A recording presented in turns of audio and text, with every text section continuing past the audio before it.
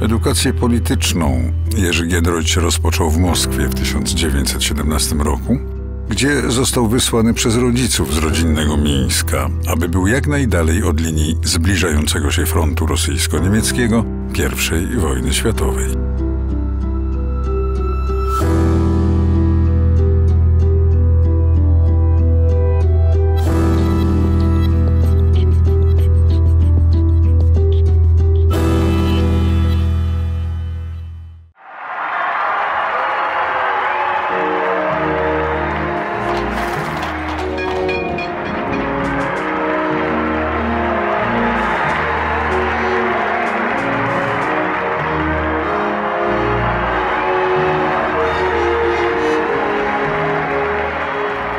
Abdykacja cara.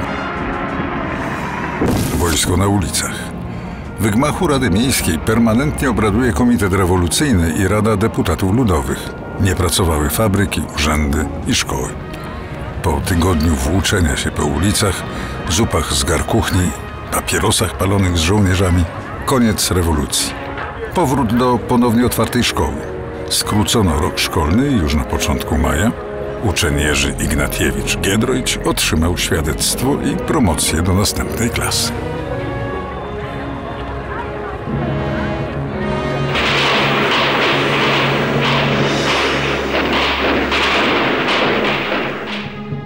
W Petersburgu szedłem do swoich krewnych, którzy zresztą wyjechali na Kaukaz. Pamiętam, jak dzisiaj była strzelanina. Już nie pamiętam, na jakim placu, i upadłem za jakąś latarnią na coś, co okazało się trupem, niesłychanie krwawiącym. To było dla mnie duże przeżycie. Prawdopodobnie było to pomiędzy 3 a 5 lipca 1917 roku, gdy bolszewicy bez powodzenia próbowali przejąć władzę.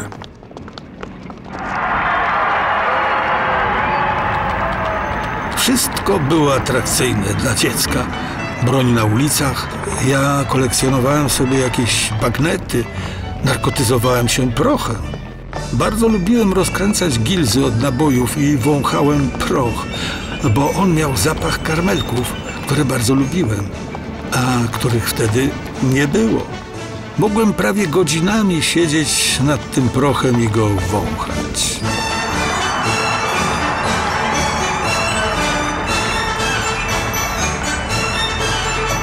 Wygłodniały, zmęczony, powrócił jesienią do Mińska i do nauki w Gimnazjum Polskim. Przewrót bolszewicki 7 listopada 1917 roku w Petersburgu skutkował zmianami w Mińsku. Przedstawiciele rosyjskiego rządu tymczasowego znikają z miasta. Po zerwaniu przez Rosjan negocjacji z Niemcami ruszył front i 21 lutego 1918 Niemcy zajmują Mińsk.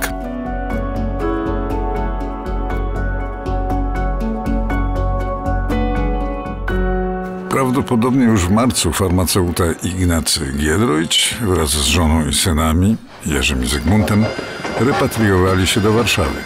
Pomieszkiwali u rodziny na Marszałkowskiej 81.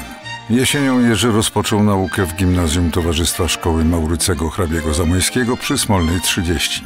Jak zawsze miał kłopoty z przedmiotami ścisłymi. Groziła mu poprawka z matematyki i zoologii, ale uratowali go bolszewicy. Z końcem lipca prosowiecki tymczasowy Komitet Rewolucyjny Polski usadowił się w Białymstoku. Armia Czerwona Tuchaczewskiego ruszyła na Warszawę. 14-letni Jerzy Giedroyć wraz z kolegami z 8 klasy Gimnazjum Zamojskiego stawili się w punkcie werbunkowym. Został telegrafistą w dowództwie Okręgu Generalnego na Placu Bankowym. Cud nad Wisłą. Polska uratowana. Jesienią egzamin poprawkowy okazał się formalnością. Z chwilą odzyskania niepodległości, pojawienia się państwa polskiego, to państwo polskie stało się dla Giedroycia jedną z takich wiodących wartości.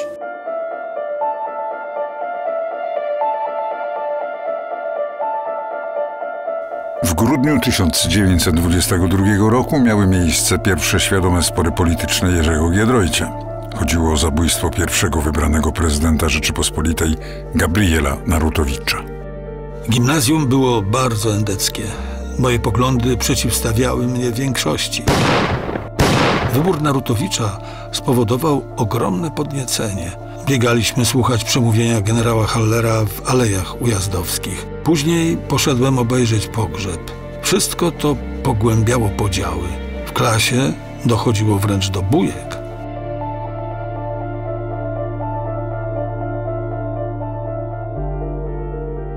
U Giedroycia, wychowanego w wielonarodowym Mińsku, argumenty, że prezydent jest za mało polski, musiały budzić odrazę. Opluwanie człowieka, który po 123 latach niewoli uosabiać miał majestat odzyskanej ojczyzny, musiał szokować. Dla Giedroycia wizją Polski była neojagiellońska Rzeczypospolita marszałka Piłsudskiego. Silne, tolerancyjne państwo wielu narodów. W nienawiści, jaką ogarnęła warszawskie ulice, ujrzał tę drugą Polskę. Polskę jednonarodową, dla której formą patriotyzmu był zaciekły nacjonalizm.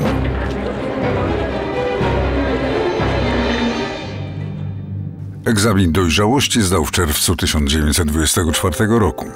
Z religii i filozofii bardzo dobry, z francuskiego i historii 4, a reszta same truje. Wstąpił na studia prawnicze na Uniwersytecie Warszawskim. Jednocześnie pracował w biurze ogłoszeń Polskiej Agencji Telegraficznej. Przed każdym egzaminem zakuwał. Orłem nie był, ale w październiku 1929 roku zdał egzamin końcowy. By uniknąć służby wojskowej, został studentem Wydziału Humanistycznego. Po ukończeniu Wydziału Prawnego na Uniwersytecie Warszawskim przez 2 lata bodajże studiowałem na tymże Uniwersytecie Warszawskim historię Ukrainy, które było wykładane przez profesora Kordubę. Zdaje się, byłem jedynym Polakiem na tej sesji. Wtedy poznałem bardzo wielu Ukraińców, no rzeczy mnie bardzo ciekawiły, prawda? I stąd wynikły moje zainteresowania. Pochodzę z kresu, wobec tego te wszystkie sprawy mniejszościowe, czy litewskie, czy białoruskie, to też bardzo mnie interesowały. Jeszcze na prawie wstąpił do korporacji Patria, która była całkiem endecka. Rozpoczął współpracę z gazetą codzienną Kurierem Warszawskim i dziennikiem Warszawianka. Podczas przewrotu majowego 1926 roku postanowił bronić, jak reszta korporacji, legalnego rządu Wincentego Witosa przed oddziałami Józefa Piłsudskiego. Gdy zbuntowane wojsko Piłsudskiego zaczęło zajmować lewobrzeżną Warszawę, rząd schronił się w Belwederze. Jerzy Giedroyć poszedł tam także z kilkoma kolegami. Wchodziło się tam jak do młyna. Dano mi jakiś karabin i kazano stać na warcie od strony Łazienek. A Stanisław Grabski chodził od jednego z nas do drugiego i powtarzał: przecież to jest bez sensu, my nie możemy tu się utrzymać. I mówił to szczeniakom, studentom. Zrobił na mnie takie wrażenie, że nazajutrz wróciłem do domu. Wyleczyło mnie to zupełnie z parlamentaryzmu, pogłębiło nastawienie pro-piłsudczykowskie i przekonanie o konieczności rządów autorytarnych.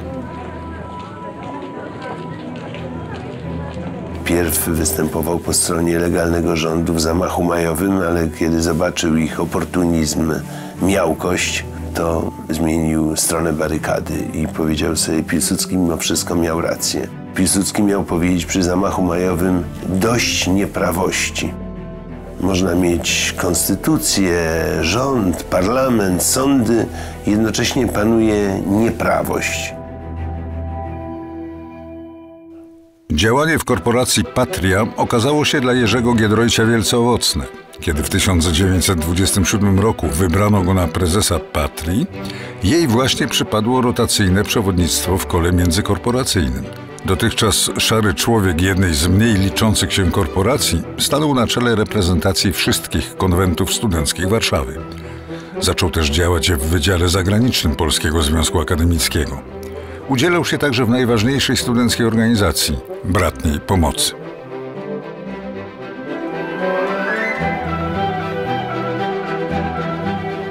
Zaprzyjaźnił się z Rowmundem Piłsudskim, dalekim kuzynem marszałka Piłsudskiego, który pod auspicjami polityków konserwatywnych utworzył organizację Myśl Mocarstwowa, jedną z płaszczyzn porozumienia między zachowawcami a obozem marszałka.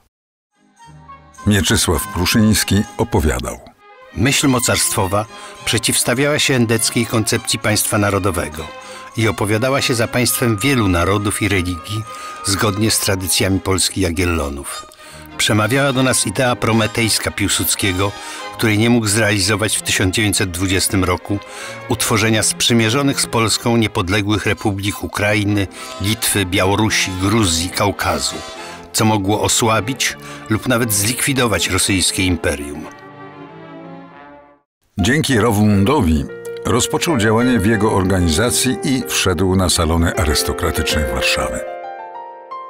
Tam poznał m.in. Janusza Radziwiłła i Rogera Raczyńskiego, z którym się zaprzyjaźnił, oraz Jana Karczewskiego, który w 1928 zaproponował mu pracę w biurze prasowym Rady Ministrów, do której sam został odkomenderowany z drugiego oddziału sztabu generalnego, czyli z wywiadu.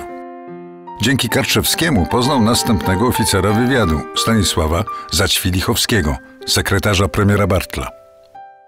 Koncepcja Piłsudskiego była kwestia federacji. On sobie wyobrażał, prawda, że będzie federacja obejmująca, powiedzmy, Litwy, Ukrainę, Białorusi i tak dalej. To zostało, prawda, przez traktat ryski i tak dalej przekreślone.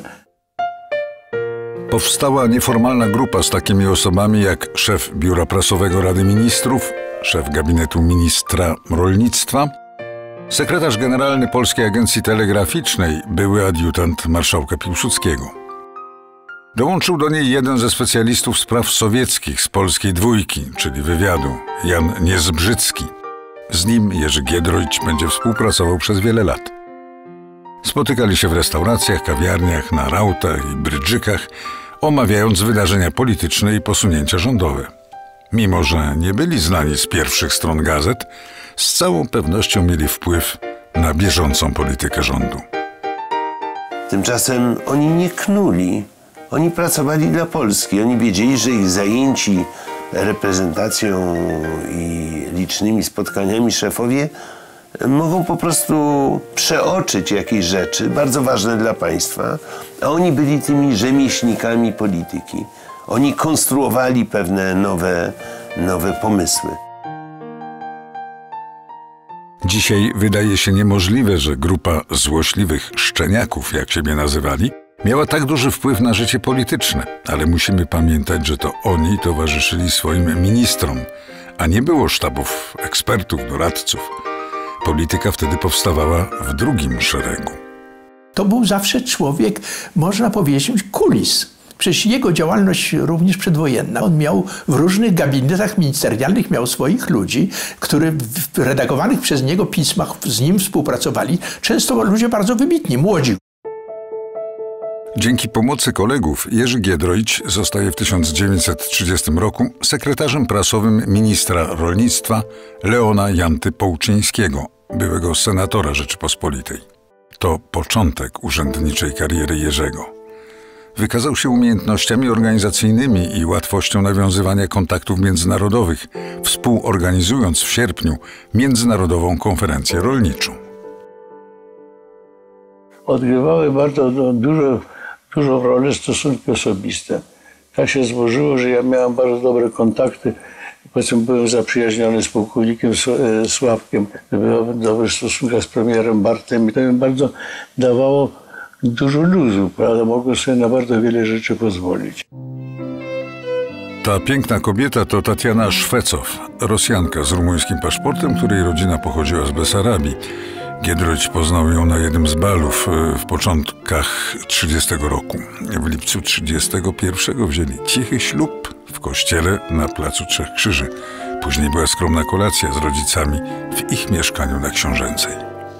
Dzięki pomocy przyjaciół i znajomości z dyrektorem Pocztowej Kasy Oszczędnościowej udało się załatwić młodym całkiem przyjemne gniazdko w pięknym domu dla pracowników PKO na Starym Mieście przy ulicy Bugaj 3.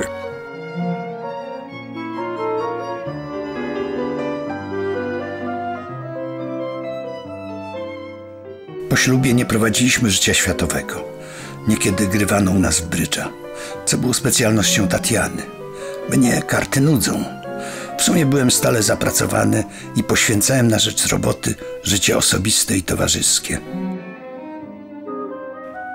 Tatiana i Jerzy właściwie tylko wakacje nad morzem spędzali razem. Zajęty redaktorowaniem nie zauważył, że jego piękna, niepracująca żona trochę się nudzi. Znalazł się ktoś, kto wypełnił wolny czas Tatiany i w marcu 1937 roku w konsystorzu w Wilnie złożono papiery rozwodowe.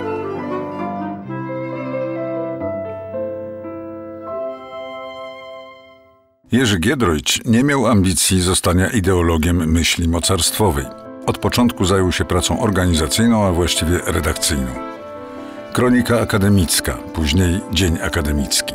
Głos Fabryczny, Zielona Gromada, Wiadomości Rybackie, a przede wszystkim Bunt Młodych.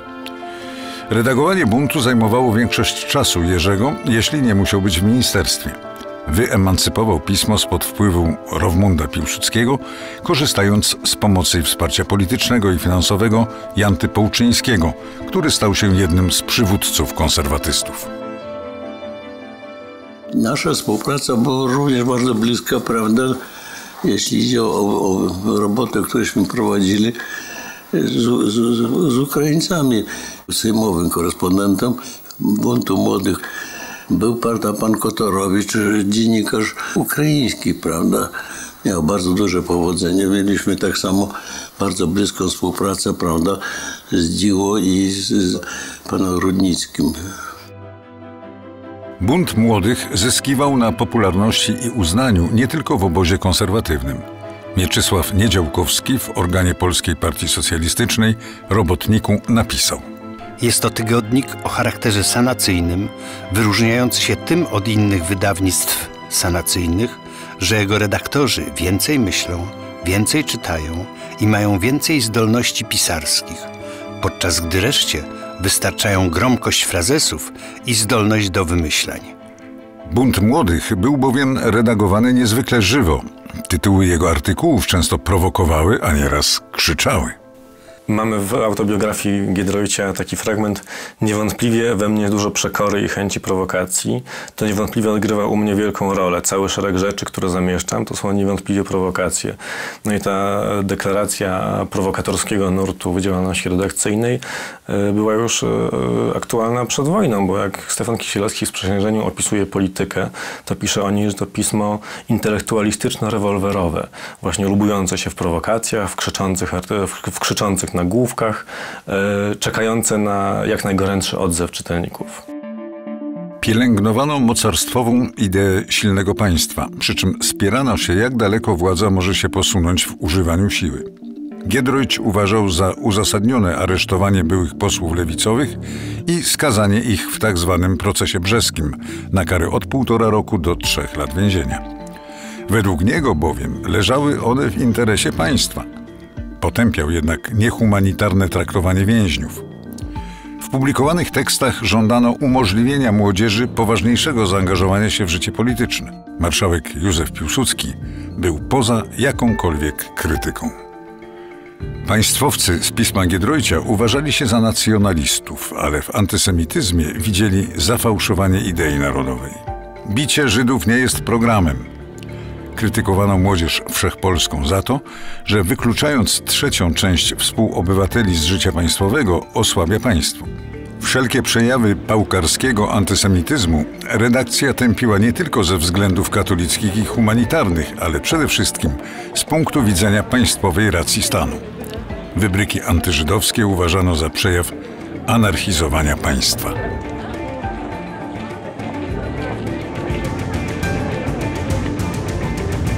Jeżeli mniejszości interesowały mnie szczególnie, to dlatego, że byłem przekonany, że trzeba szukać z nimi porozumienia, gdyż inaczej one nas rozsadzą. Bardzo mało było na ten temat i dyskusji tego. Wyjątkiem były pisma, które wydawał Giedroyć przed wojną, Bunt Młodych i Polityka. One przełamywały ten mur obojętności, milczenia i ciszy na temat sprawy ukraińskiej, a potem Kultura. Bunt Młodych, kierowany przez Jerzego Giedroycia, żądał dla polskich Ukraińców maksymalnie szerokiej swobody życia narodowego. Nacjonalizm ukraiński należy skierować nie przeciw Polsce, ale przeciwko Sowietom. Cykl artykułów Jerzego Niezbrzyckiego pod pseudonimem Ryszard Wraga, wydany w 1935 roku pod tytułem „Sowiety grożą Europie”, zapoczątkował serię publikacji książkowych Buntu Młodych. W latach 30. po zabójstwie Pierackiego zamieściliśmy artykuł Kirów i Pieracki. To był artykuł redakcyjny, który przeprowadza analogię, prawda, że powiedzmy to jest rezultat naszej polityki, prawda, bardzo szkodliwej, która doprowadza do aktów terrorystycznych. Ogromne oburzenie ówczesnego premiera Kościołkowskiego, ja wtedy pracowałem w Ministerstwie Rolnictwa, który zażądał po prostu, chciał mnie zesłać do Berezy. Był to obóz dla przeciwników politycznych sanacji. Tylko zażądał od ministra Poniatowskiego, żeby mnie usunięto, dlatego że nie można urzędnika państwowego wysyłać. Ja muszę dostać wymówienie i wtedy on będzie mógł mnie zamknąć.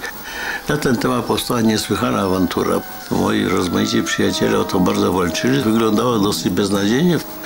I Poniatowski, prawda, na Radzie Ministrów postawił sprawę na ostrzu noża, że jeżeli tak, to on podaje się do dymisji. To wywołałoby bardzo duży kryzys w obozie rządzącym i wobec tego Kościołkowski się wycofał. Do Buntu Młodych pisał Stefan Kisielewski. Tak wspominał on jeden z epizodów tej współpracy. W lipcu 1937 roku jechałem na 6-tygodniowe ćwiczenia wojskowe do mojego pułku. Przed wyjazdem poprosiłem Giedroycia, by przysłał mi do koszar numer Buntu Młodych, w którym miał się ukazać mój artykuł. Kapitan U, wykorzystując powszechną wówczas w kresowych pułkach obawę przed propagandą komunistyczną, przesłał nadesłany do mnie numer Buntu Młodych do oficera wywiadowczego pułku jako, sądząc po tytule, ulotkę komunistyczną. Wybroniłem się. Być oskarżonym o komunizm z winy Giedroycia – duża rzecz. Wydawałem, prawda, pismo Bunt Młodych, prawda, później przedłużeniem była polityka, która miała wyraźnie antykomunistyczne nastawienie. Zajmowała się problemami narodowościowymi, specjalnie ukraińskimi. W 1937 roku Bunt Młodych przemianowano na tygodnik Polityka. Nie zmieniła się linia polityczna pisma. Zostali ci sami autorzy. W pracy organizacyjnej i administracyjnej wspomagała Jerzego z pełnym zaangażowaniem i oddaniem Maria Prądzyńska, jego długoletnia przyjaciółka jeszcze z czasów myśli mocarstwowej. Według niej nakład polityki był duży jak na owe czasy i wahał się od 2,5 do 5 tysięcy sprzedanych egzemplarzy. W tych pismach Giedroycia właściwie nie znajdujemy tekstów poświęconych ówczesnej lewicy, no bo komuniści to zdrajcy, taki front morsz był lekceważony jako coś, co powstało za granicą. To ugrupowanie ludzi o powiązaniach masońskich. Jeden z najbliższych współpracowników generała Sikorskiego, profesor Stanisław Kot, został otwarcie oskarżony o bycie masonem na polityki, czego Kot nie zapomniał Giedroyciowi do końca życia, a Giedroyciowi z kolei nie przeszkadzało to nigdy cenić Kota jako naukowca. Jak zwykle prowokacyjnie formułowano żądanie od władz działań w sferze ekonomicznej. Żądamy hitleryzmu. Nie tego, który zabija wolność myśli i słowa, walczy z Kościołem, nie zadowolił się zupełnym odsunięciem Żydów od wszelkich wpływów politycznych, gospodarczych i kulturalnych, lecz stosuje wobec nich bezcelowy, brutalny ucisk. Szerzy wokół siebie hasła skrajnego egoizmu narodowego, gotowego do tępienia wszystkiego, co by mu stanęło na drodze. Jest to część polityczna, która nie ma nic wspólnego z prostym, jasnym planem likwidacji bezrobocia, który Hitler przeprowadził. Żądamy przerzucenia części nędzy na wszystkie klasy.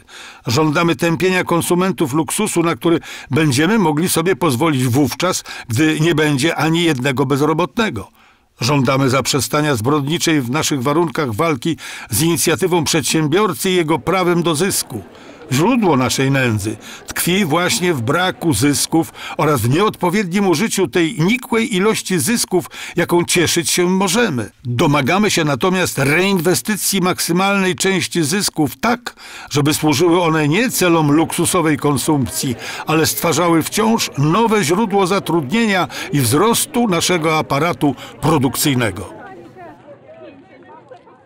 To są hasła radykalne, natomiast trudno tutaj zarzucać, że to jest za daleko posunięty tekst. To jest prowokujący tytuł na pewno i tyle.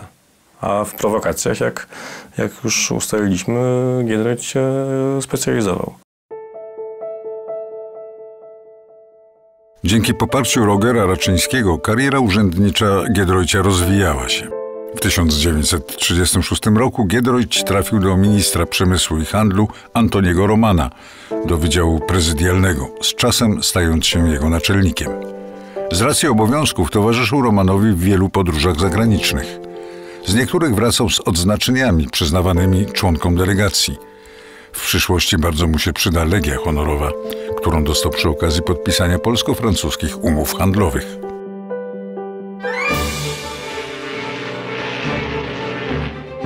Najważniejszym ze służbowych wyjazdów Giedroycia był rejs statkiem Batory do Nowego Jorku. 3 maja 1939 roku jako członek oficjalnej delegacji rządowej uczestniczył w otwarciu polskiego pawilonu na wystawie światowej. Brał udział w rozmowach ministra Romana na temat kredytów dla polskiego przemysłu galanterii skórzanej. Jako że ta na ogół była w rękach Żydów, próbowano kredyty uzyskać od Jointu, instytucji wspierającej organizacje żydowskie.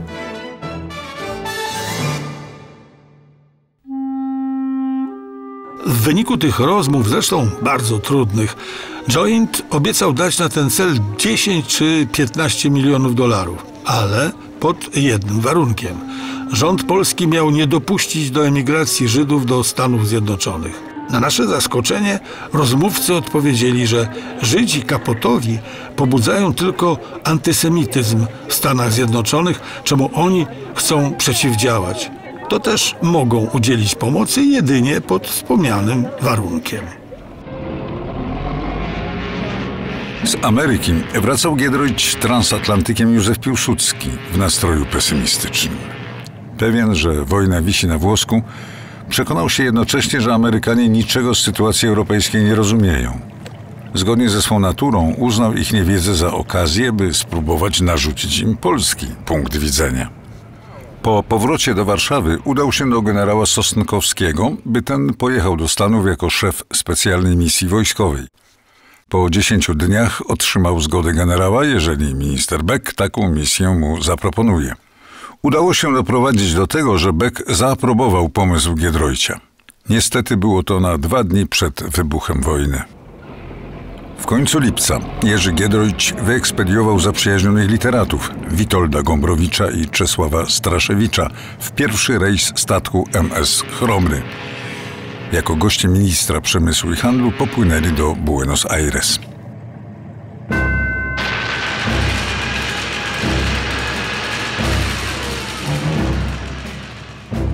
Do 5 września dyżurował w ministerstwie, paląc i segregując dokumenty. Potem pociągiem do Lublina, następnie samochodem z Rowmundem Piłsudskim do Równego. Tam 12 września z pomocą Marii Prądzyńskiej wydał 2-stronicowy biuletyn informacyjny Ostatnie telegramy w nakładzie 6000 egzemplarzy. Do Równego dotarł młodszy brat Henryk. Ku zdumieniu wszystkich Jerzemu towarzyszyła Tatiana. Starosta rówieński wystawił Tatianie Giedroyć polski paszport. 14 września nadeszły rozkazy dalszej ewakuacji na tzw. przedmoście rumuńskie. 18 września Henryk, brat Jerzego i Tatiana przekroczyli granicę rumuńską, którą kilka godzin wcześniej przejechał Jerzy Giedroyć z Marią Prądzyńską, jadący do Bukaresztu. 17 września Armia Czerwona bez wypowiedzenia wojny wkroczyła na wschodnie tereny Rzeczypospolitej. Stało się to na skutek tajnego porozumienia Związku Sowieckiego z hitlerowskimi Niemcami. W Bukareszcie ambasador Roger Raczyński był jedynym uznawanym przez Rumunów reprezentantem Rzeczypospolitej. Prezydent Ignacy Mościcki i marszałek Rydz Śmigły byli internowani. Giedroyć zaczął pełnić rolę sekretarza ambasadora Raczyńskiego. Internowany w Bicaz prezydent Ignacy Mościcki nie mógł sprawować urzędu. Zgodnie z konstytucją wyznaczył swojego następcę. Jednak jego propozycja wywołała niezadowolenie powstającego we Francji ośrodka władzy z generałem Władysławem Sikorskim na czele. Pod ich wpływem zaprotestował także rząd francuski. 27 września Roger Raczyński z Jerzym Giedroyciem udali się do Mościckiego, by przedstawić mu stanowisko Francuzów. Była to decyzja bardzo ciężka, gdyż wymagała zagrania przeciwko Beckowi i wymówienie posłuszeństwa rządowi, ale nie było innego wyjścia. W efekcie Mościcki nominował na swego następcę Władysława Raczkiewicza, byłego marszałka Senatu, i 30 września złożył urząd.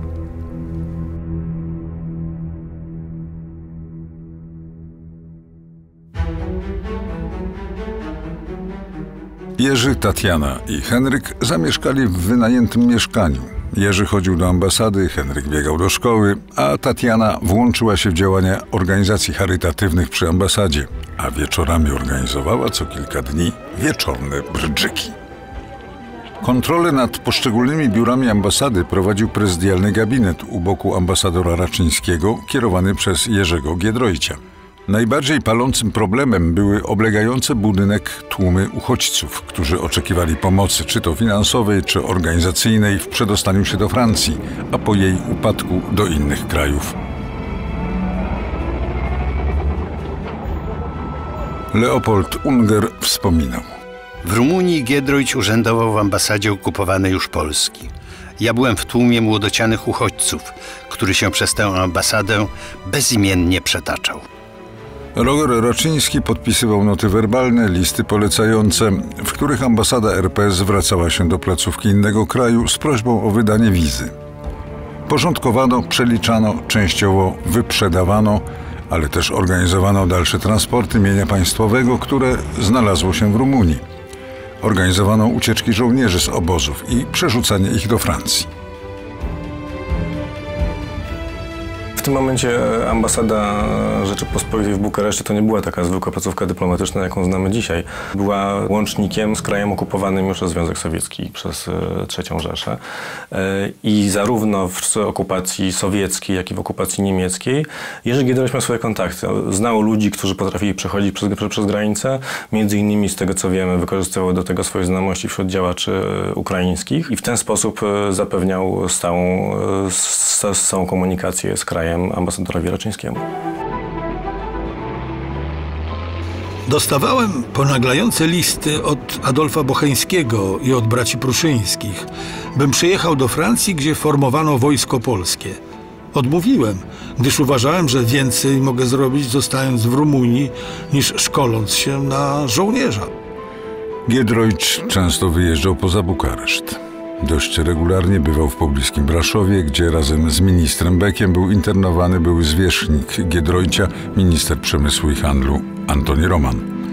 Równie często bywał w Krajowej, gdzie internowano marszałka Śmigłego Rydza. Giedroyć pomógł Śmigłemu w zdobyciu pieniędzy na jego działalność, ucieczkę z Rumunii i przedarciu się do okupowanej Polski, gdzie się znalazł w październiku 1941 roku. Zmarł 1,5 miesiąca później na zawał serca. Uważałem, prawda, za swój obowiązek, pomóc w ucieczce marszałka Śmigłego. To szło mi, prawda, o zachowanie honoru Wojska Polskiego, stanowiska naczelnego wodza, prawda, próba jego rehabilitacji, prawda. I to uważałem za rzecz słuszną i dlatego w tej sprawie się bardzo angażowałem. We wrześniu 1940 roku władzę w Rumunii przejął marszałek Ion Antonescu, dla którego Polacy to sabotażyści współpracy Rumunii z Osią i szpiedzy Anglii. Po nieudanej próbie ucieczki ministra Becka rozpoczęły się aresztowania w polskim Bukareszcie. Dalsze działanie ambasady było bardzo utrudnione.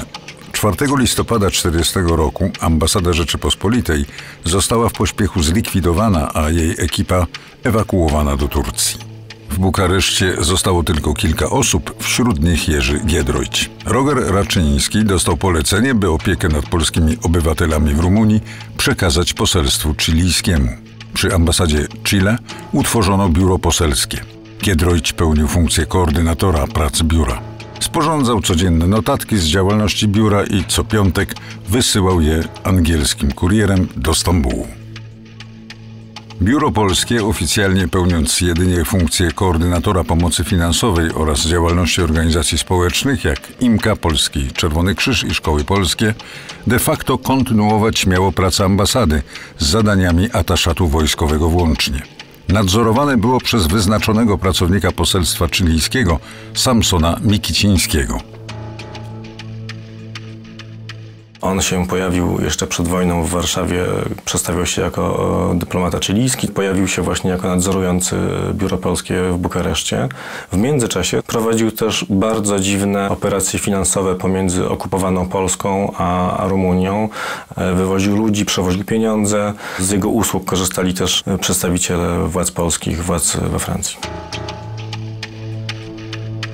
Mikiciński doprowadził w grudniu 1940 roku do usunięcia większości pracowników biura polskiego, zastępując ich swoimi ludźmi. W pierwszej kolejności zwolnił Giedroycia. Giedroyć stał się osobą zupełnie prywatną w Bukareszcie, natomiast jednocześnie miał wszelkie plenipotencje ambasadora Rogera Raczyńskiego, miał też pozostawione przez niego pieniądze na działalność. W związku z czym swoją działalność kontynuował ją w domu, prowadził ją w kawiarniach, w hotelach, spotykał się z ludźmi, wykorzystywał do tego swoje bardzo dobre relacje z dyplomatami angielskimi, zbierał informacje z Rumunii, zbierał informacje od swoich korespondentów, czy też poprzez swoje źródła z kraju okupowanego, i przekazywał je do Rogera Raczyńskiego. W jednym z takich listów Giedroyć pisał tak: ostatnie plotki. Mikiciński opowiadał wczoraj, taka dobra wersja jak każda inna, że napotkał się na twoją akcję przeciwko niemu w rządzie polskim, ale on pokazał, że ma lepsze chody i zlikwidował mnie jako podczuwacza. Ma to być rzekomo za wiedzą generała Sikorskiego. 14 lutego 1941 roku Giedroyć dostał od Anglików propozycję nie do odrzucenia. Odchodzi ostatni statek do Turcji. Kilka godzin pakowania i wraz z pracownikami poselstwa brytyjskiego Jerzy, Tatiana i Henryk wsiedli na pokład statku Izmir, by 16 lutego zameldować się w Stambule. Wiele osób poświęciło wiele pracy, żeby zniszczyć dobre imię Giedroycia w Bukareszcie. Nie chciał żadnych rządowych synekurek, jakie proponowali mu jego przyjaciele. Dlatego z dużą ulgą został tym szeregowcem. Bracia Giedroyć 16 kwietnia 1941 roku zgłosili się w Latrum do obozu szkoleniowego Samodzielnej Brygady Strzelców Karpackich. Tam przeszli wstępne przeszkolenie żołnierskie. Giedroyć spotkał przyjaciół z buntu młodych, Mieczysława Pruszyńskiego i Adolfa Bocheńskiego. Brygada Karpacka to nie było zwykłe wojsko. Ponad 1/3 żołnierzy miała wyższe wykształcenie. Podobno świetnie się czuł w mundurze. On zawsze wspominał z rozczuleniem lata, kiedy on czuł się w mundurze, bo on wtedy, jak twierdził, nie musiał sam decydować, za niego decydowano, a sytuacja wojenna nie była sytuacją, która go jakoś tam specjalnie przerażała. 25 sierpnia statek Lantona przewiózł brygadę do oblężonego Tobruku, gdzie zluzowali zmęczonych walką Australijczyków. Henryk został kierowcą w kompanii transportowej, a Jerzy jako wybitny antytalent wojskowy otrzymał przydział obsługi sklepiku dla żołnierzy i oficerów, gdzie sprzedawał mydło, sznurówki i pastę do butów. Jerzy Giedroyć nie byłby sobą, gdyby się nie włączył w wydawanie na pakowym papierze dwutygodnika przy kierownicy w Tobruku. Namówił Adolfa Bocheńskiego, świetne pióro, do pisania artykułów do tej gazety. W wojsku tym, co mnie trzymało, było to, że nawet w Tobruku wstawałem pół godziny przed pobudką, by móc się spokojnie ogolić. Gdybym któregoś dnia się nie ogolił, miałbym poczucie spełzania w dół.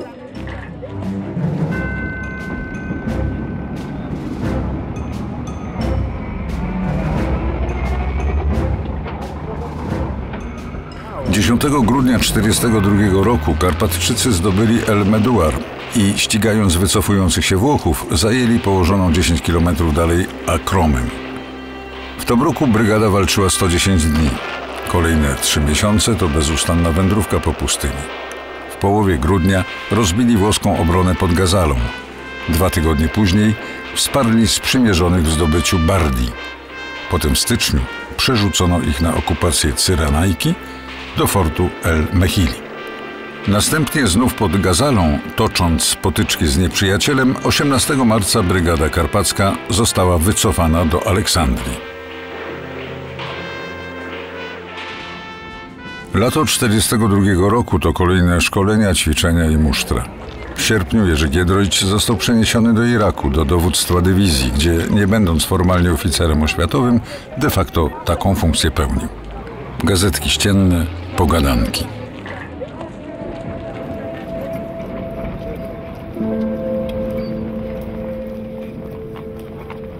Jedyną pociechą była biblioteka w klasztorze dominikanów pod Mosulem.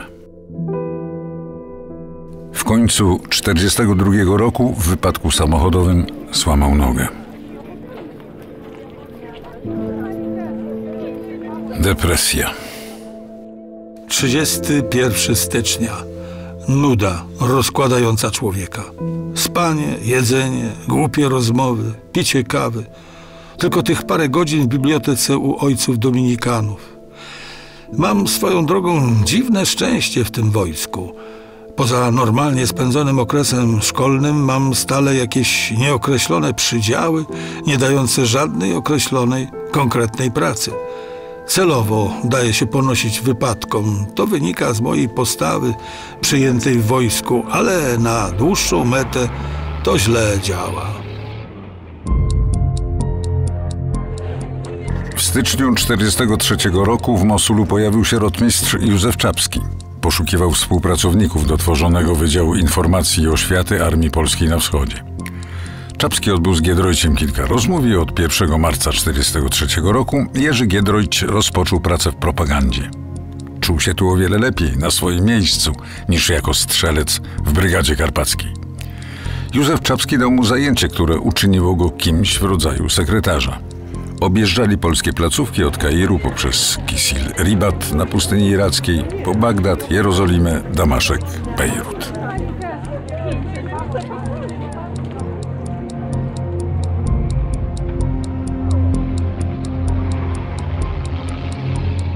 Jako kierownik redakcji czasopism i wydawnictw wojskowych Giedroyć odpowiadać miał nie tylko za Orła Białego, ale też za powstające pismo codzienne Dziennik Żołnierza Armii Polskiej na Wschodzie, czy Paradę, z którą był związany Juliusz Mieroszewski. Wiele lat po wojnie będą ze sobą współpracowali. Wynajduje literatów, organizuje im spotkania, zamawia artykuły, płaci honoraria. Dla niego piszą Władysław Broniewski, Melchior Wańkowicz. Nie robi tego sam. Pomaga mu w tym wiele osób, wśród nich Zofia Herz. Aresztowana wraz z mężem przez NKWD we Lwowie, zesłana do Republiki Maryjskiej, do Wyrembulasu. Trafiła do oddziału kultury i prasy Armii Polskiej na Wschodzie. Jej mąż Zygmunt trafił do pułku artylerii przeciwlotniczej ciężkiej.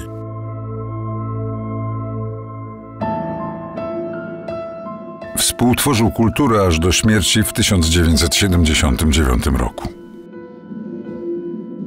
Pod koniec grudnia 1942 roku byliśmy wtedy na pustyni w Kisil Ribat. Józio Czapski poinformował mnie, że niedługo dojdzie do naszego biura nowy kierownik działu czasopism i wydawnictw wojskowych. Na początku marca koleżanki od razu zawiadomiły mnie, że ten nowy już pracuje, że jest bardzo przystojny, ale straszny ponurak. Natychmiast więc udałam się do biura Czapskiego, mieściło się ono w namiocie. Przyszedłem do namiotu Czapskiego, żeby zacząć urzędować. A tu jakaś ochotniczka włazi mi dość bezczelnie i pyta o Czapskiego. Mówię, nie ma go. Siedział tam Giedroyć i rzeczywiście robił wrażenie dość ponurego. Nie przejęłam się tym i mówię, że chciałabym widzieć majora Czapskiego, gdyż właśnie wróciłam z Kairu. Przecież pani widzi, że go tu nie ma. Nie udało mu się mnie pozbyć, gdyż postanowiłam tam na Czapskiego poczekać. Byłem wściekły. Musiał mnie Jerzy nieźle w duchu przeklinać. Zaczęłam go wypytywać, jak długo tu jest, czy mu się podoba. Odpowiadał monosylabami.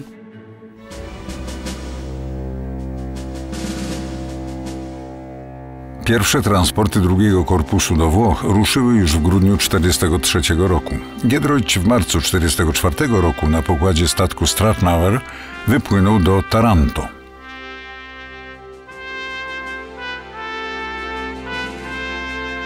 Drugi korpus ruszył do boju. Po 3 miesiącach walk nad rzeką Sangrą został skierowany do przełamania niemieckiej linii Gustawa. Wyznaczono ich na najtrudniejszy odcinek natarcia na Monte Cassino, góry, która broniła drogi na Rzym. Zadanie zostało wykonane, ale okupione ogromnymi stratami.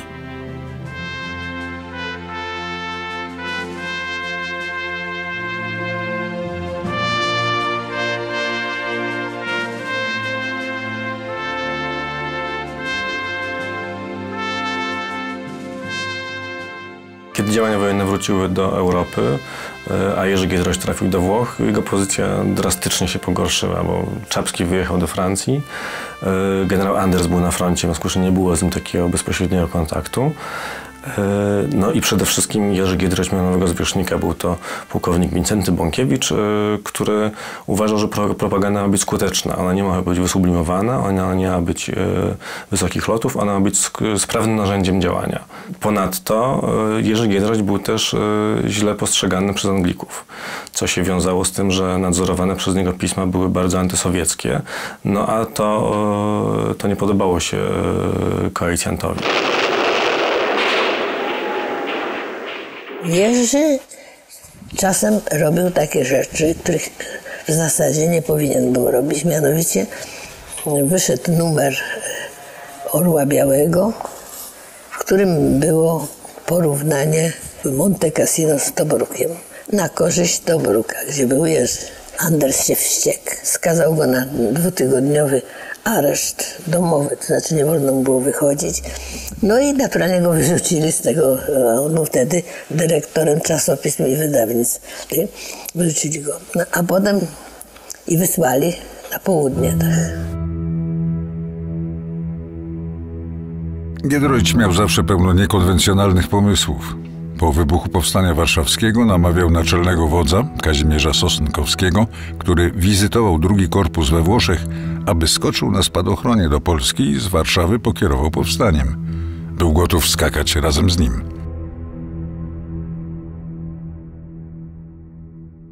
I w momencie, kiedy wybuchło Powstanie Warszawskie i Giedroyć zgłosił się w Brindisi do Sosnkowskiego i powiedział, że jest gotów skakać do Polski na spadochronie, ponieważ uważa, że obok trupów powstańców warszawskich powinny znaleźć się trupy polskich żołnierzy na zachodzie z naszywką Poland na pagonach. Sosnkowski nie był skłonny do takiego kroku.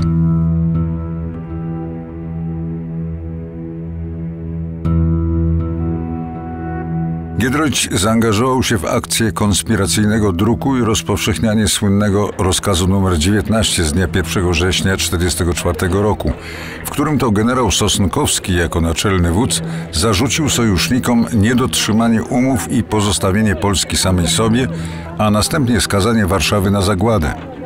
Kosztowało to generała Sosnkowskiego utratę stanowiska naczelnego wodza.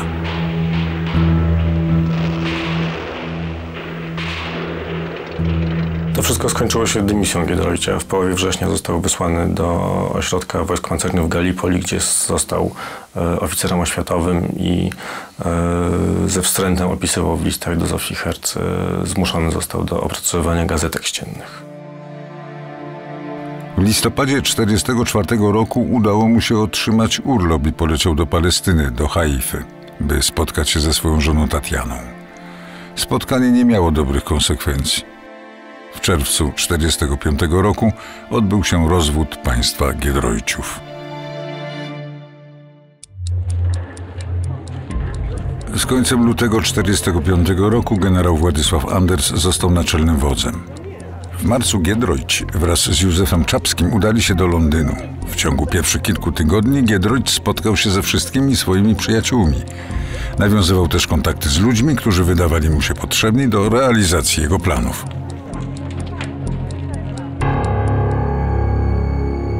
Katastrofą, którą przewidywał, było wycofanie przez aliantów uznania rządowi w Londynie. Nastąpiło to w początkach lipca 1945 roku. Oficjalnie był łącznikiem między ministrem Adamem Pragierem a naczelnym wodzem Władysławem Andersem. Był też kierownikiem Wydziału Europejskiego w Wydziale Kontynentalnym Ministerstwa Informacji. Pragier już 2 czerwca 1945 roku wysłał Jerzego w objazd polskich placówek rozsianych od Palestyny po Anglię. Alianci, nie uznając rządu, nie uznawali też jego agent. Na gwałt tworzono więc spółki i przedsiębiorstwa prywatne, które przejmowały majątek i działalność placówek rządowych. Giedroyć jako oficjalny reprezentant II Korpusu troszczył się także o ludzi. Kto jest na jakim terenie, jakie ma perspektywy, jak mu można pomóc.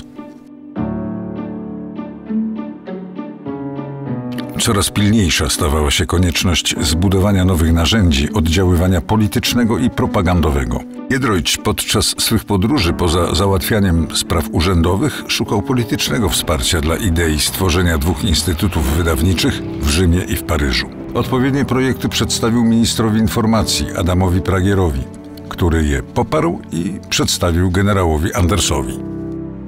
W lutym 1946 roku generał Władysław Anders wyznaczył Jerzego Giedroycia, Władysława Wąchałę i Tadeusza Siutę do organizacji Instytutu Wydawniczego w Rzymie. Przed 7 laty był redaktorem pisma, które z numeru na numer liczyło się coraz bardziej w politycznym i kulturalnym świecie Warszawy. Miał dostęp do wielu wpływowych w państwie osób i śmiałe plany, które miały szansę powodzenia. Miał grono oddanych przyjaciół. Teraz zaś był żołnierzem armii, która lada chwila miała przestać istnieć. Był państwowcem bez państwa. Najbliżsi przyjaciele Adolf Bocheński i Roger Raczyński już nie żyli. W początkach 1946 roku dowiedział się o śmierci rodziców, którzy zginęli w Powstaniu Warszawskim. Rozwiódł się z Tatianą, był samotny. W liście z lutego 1946 roku do Zofii Herz pisał: Bardzo źle się czuję i smutnie. Przekonałem się definitywnie w Bolonii, że nie jestem zdolny do swojego szczęścia osobistego, że jestem stary i że jestem śmieszny. Jerzy Giedroyć właśnie kończył 40 lat.